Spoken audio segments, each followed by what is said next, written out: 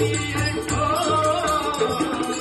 चाहो बनाती है बन के गुलाम, लोग जा बिगड़े बनाते काम,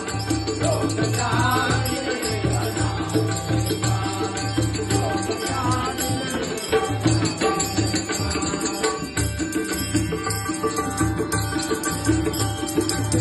यहाँ हिंदू मुस्लिम कहो ईसाई,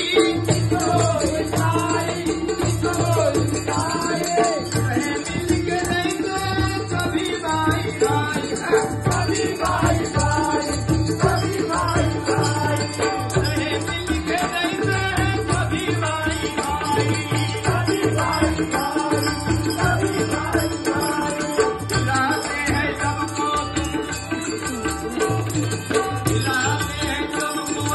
मोहब्बत के जाम, खिलाते हैं सबको मोहब्बत के जाम, लोग जहाँ बिगड़े लोग जहाँ बिगड़े लोग जहाँ बिगड़े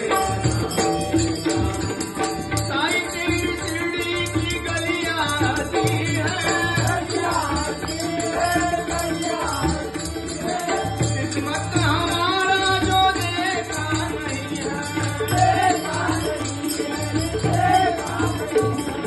यहाँ राम नाम की यहाँ राम नाम की बड़ी धूमधाम, लोग यहाँ बिगड़े